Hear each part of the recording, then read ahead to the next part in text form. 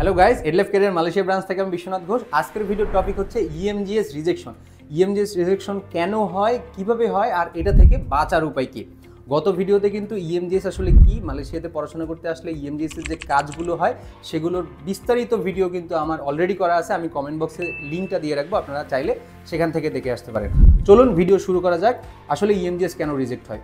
প্রথম টপিকে যদি আমি বলি, সেটা হচ্ছে ডকুমেন্টেশন। আপনারা যখন ইএমজিএসে আবেদন করতে যাবেন, আবেদন করার সময় যখন আপনারা ডকুমেন্টগুলো আপলোড করেন, তখন কিন্তু আপনাকে দেখতে হবে যে আপনার পাসপোর্টের ডাটা পেজের সাথে আপনার সার্টিফিকেট আর মার্কশিটের যে নামের যে বানানগুলো, এগুলো কি ঠিক আছে কিনা।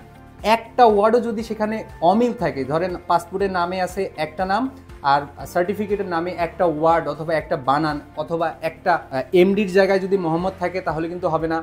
মানে একদম হুবহু মিল থাকতে হবে। যদি হুবহু মিল না থাকে, তাহলে কিন্তু আপনাকে ইএমজিএস ফাইলটাকে রিজেক্ট করে দিবে। সো ইএমজিএসে যখন আপনারা ফাইলটা আবেদন করতে যাচ্ছেন, অবশ্যই আপনাদের পাসপোর্টের ডাটা পেজের সাথে আপনার সার্টিফিকেট এবং মার্কশিটের যদি সার্টিফিকেটের বানান যদি ভুল থাকে, তাহলে আপনারা ইএমজিএস আবেদন করবেন না। আগে ওই বানানের ভুলগুলো সংশোধন করে আপনারা তারপরে ইএমজিএসে আবেদন করবেন। দ্বিতীয় পয়েন্টে যদি আমি কথা বলি, তাহলে হচ্ছে study gap for under graduate student, যারা এসএসসি এবং এইচএসসি পরীক্ষা দিয়েছেন এবং এসএসসি এইচএসসি পরীক্ষা দেওয়ার পরে আপনারা ডিপ্লোমা অথবা ব্যাচেলর প্রোগ্রামে আসতে যাচ্ছেন অথবা ফাউন্ডেশন প্রোগ্রামে আসতে যাচ্ছেন, যাদের স্টাডি গ্যাপ আছে 3 থেকে 4 বছর অথবা 2 থেকে 4 বছর, তারা যদি ডিপ্লোমাতে অথবা ব্যাচেলরে যদি অ্যাপ্লিকেশন করেন, তখন কিন্তু ইএমজিএস 35%-এর পরে ইমিগ্রেশনে যে ফাইলটাকে তারা দেখতে চায় যে আসলে 3 থেকে 4 বছর বা 2 থেকে 4 বছর যে আপনারা স্টাডি গ্যাপ আছে, সেই গ্যাপের মধ্যে আপনারা কি করছেন সেটার একটা এক্সপ্লেনেশন চায়।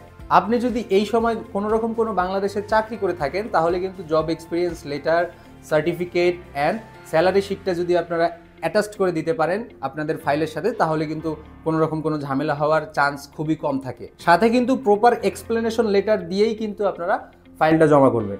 তৃতীয় পয়েন্টে যদি আমি কথা বলি, তাহলে হচ্ছে ইউনিভার্সিটি জনিত কোনো কারণ। এটা হতে পারে আপনার ইউনিভার্সিটির যে ইন্টারন্যাশনাল স্টুডেন্ট রিক্রুট করার যে লাইসেন্স আছে, মাঝে মধ্যে কিন্তু বেশ কিছু কম মানে লো ক্যাটাগরির যে ইউনিভার্সিটিগুলো আছে, ওই ইউনিভার্সিটিগুলোতে কিন্তু বাংলাদেশি স্টুডেন্টই আছে। ধরেন সেই ইউনিভার্সিটিতে 100টা, অন্যান্য দেশের স্টুডেন্ট আছে 20 থেকে 30টা।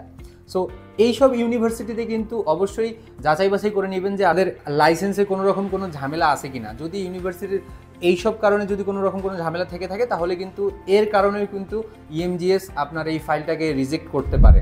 এখন আসেন একটু বাস্তবতা বলি। অনেক স্টুডেন্ট আমাকে এসএমএস করে বলে যে ভাইয়া, আমার তো সব ডকুমেন্ট সব কিছু ঠিক ছিল, তাও আমার ইএমজিএসটা কেন রিজেক্ট হইল। আসলে অনেক সময় দেখা যায় যে বাংলাদেশে তো হাজারো এজেন্সি আছে, তারা নিজেরাও জানে না যে কিভাবে অ্যাপ্লিকেশন করতে হয়, কিন্তু তারাও কিন্তু স্টুডেন্ট থেকে ফাইল নিয়ে প্রসেসিং করা শুরু করে দেয়। দিন শেষে দেখা যাচ্ছে যে ওই ফাইলটা রিজেক্ট হয়ে যাচ্ছে। আবার কিছু কিছু স্টুডেন্ট আছে মালয়েশিয়াতে, যারা পড়ালেখা করতে আসছে, মানে পড়াশোনার বয়স 1 থেকে 2 মাস, আসছে মালয়েশিয়াতে প্রথম, আসার পরেই তারা স্টুডেন্ট ফাইল নিয়ে কথা বলা শুরু করে দিচ্ছে, তারা স্টুডেন্ট ফাইল প্রসেস করা শুরু করে দিচ্ছে। দিন শেষে দেখা যাচ্ছে যে ফাইলটা কোনো না কোনো একটা ডকুমেন্ট মিসিংয়ের কারণে ফাইলটা রিজেক্ট হয়ে যাচ্ছে। কথাটা একদমই পরিষ্কার, স্টুডেন্ট ফাইল প্রসেস করা মালয়েশিয়াতে খুব একটা জটিল কাজ না। কিন্তু ভুল জায়গায় ফাইল দিয়ে রিজেক্ট খেয়ে আপনার স্বপ্নটা নষ্ট করবেন না। সিদ্ধান্ত আপনার। আপনি 10 বার ভাবুন, চিন্তা করুন, তারপরে যে আপনি সিদ্ধান্ত নেন যে আপনি কোন এজেন্সির মাধ্যমে বা কার মাধ্যমে আপনি ফাইলটা আপনার প্রসেস করবেন। প্রসেস করে সুন্দর মতো আপনি মালয়েশিয়াতে আসবেন। আর যদি মনে হয় যে আমাদের মাধ্যমে আপনি আপনার ফাইলটি প্রসেস করবেন, তাহলে অবশ্যই সরাসরি চলে আসবেন আমাদের বাংলাদেশ অফিসে। আমাদের বাংলাদেশ অফিসের ঠিকানা কিন্তু আমি আমার ডেসক্রিপশনে দিয়ে রাখবো এবং আমার ভিডিওতে কিন্তু নাম্বারও দেওয়া থাকবে, ইমেল অ্যাড্রেস দেওয়া থাকবে। আপনারা চাইলে সেখানে যোগাযোগ করে নিতে পারেন।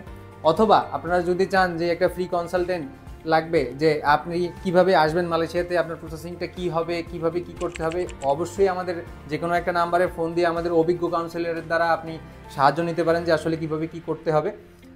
এর থেকে যে বড় বিষয়, সেটা হচ্ছে যে আমরা কিন্তু মালয়েশিয়াতে থেকে কাজ করি। দেখা যাচ্ছে যে আমাদের মালয়েশিয়াতে একটা টিম কাজ করে, আমি বর্তমানে মালয়েশিয়াতে আছি, আমাদের বাংলাদেশে একটা টিম কাজ করে। সো মালয়েশিয়াতে আসার পরে আপনার কোথায় থাকতে হবে, কিভাবে মেডিকেল করতে হবে, কিভাবে ইউনিভার্সিটিতে রেজিস্ট্রেশন করতে হবে, এই সকল যাবতীয় জিনিস কিন্তু আমরা একদম হাতে হাতে আপনাদেরকে দিয়ে রাখবো। সো আজকের মতো এই পর্যন্তই। দেখা হবে পরের কোনো ভিডিওতে ভিন্ন কোনো টপিক নিয়ে। সেই পর্যন্ত ভালো থাকুন, সুস্থ থাকুন আর মালয়েশিয়াতে পড়ালেখা করতে আসুন। ধন্যবাদ, ভালো থাকবেন।